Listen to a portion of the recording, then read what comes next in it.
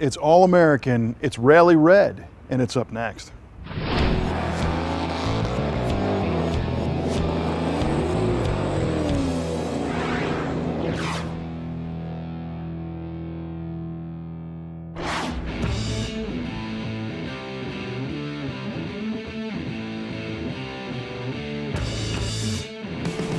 The Trans Am Road Racing Series was a big deal in the late 1960s, with enough popularity to push the automakers into building special versions of production cars to be allowed to play on the racetrack.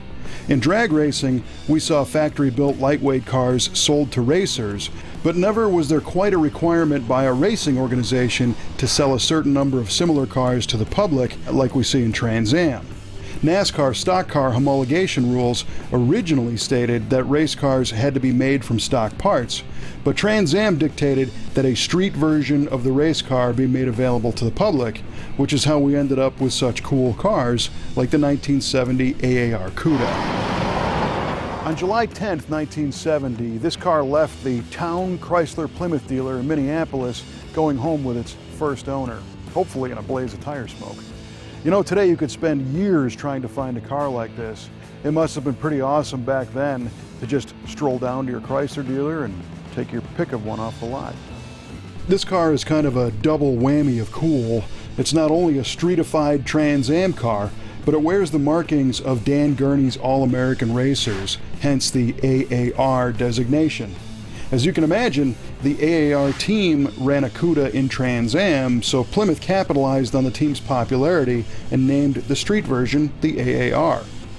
While the race cars were far from street legal, the production AAR CUDAs came with a bunch of cool tricks on board to make them hot performers in all departments: acceleration, handling, and looks.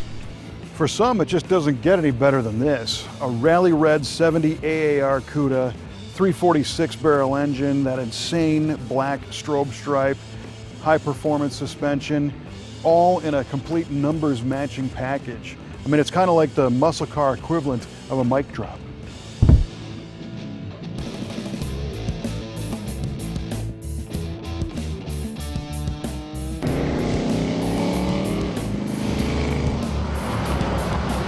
The CUDA was new for 1970, and the AAR version had to meet the specs of the Trans Am rules, so it received a 340 cube V8 with 6-barrel induction. Trans Am rules only allowed for a 305 V8 or smaller, but since Plymouth didn't have a 305, they allowed the 340 on the street.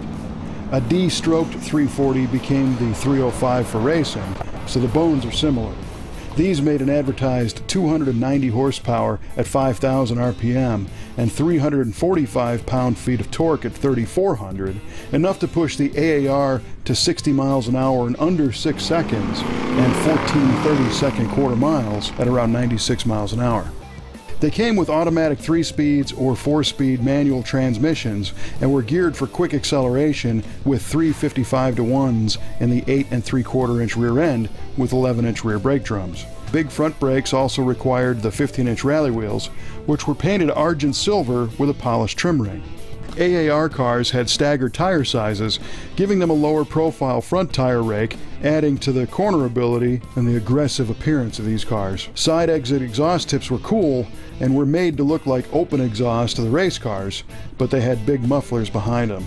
AAR front suspension used oversized torsion bars to keep the car flatter in the turns.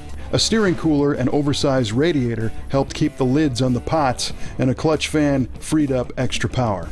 The AAR's interior was basic but functional, with high-backed bucket seats and a low center console with a short slapstick automatic shifter. The wood steering wheel is all business, and the wood grain dash is stuffed with rally gauges, including a 150-mile-an-hour speedometer, an 8-grand tach, a 4-place fuel, oil, temp, and ammeter gauge, and lo and behold, a working clock. Too cool. This one also has an AM 8-track Music Master radio with an adjustable rear speaker fader. Not really high-tech, even for 1970, but we'd rather hear the 340 anyhow.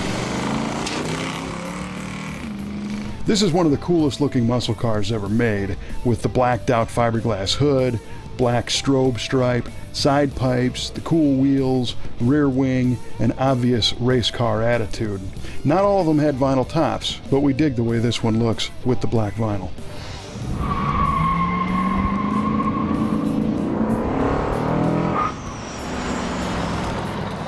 From AAR to ZL1, you'll find them all here in the Brothers Collection.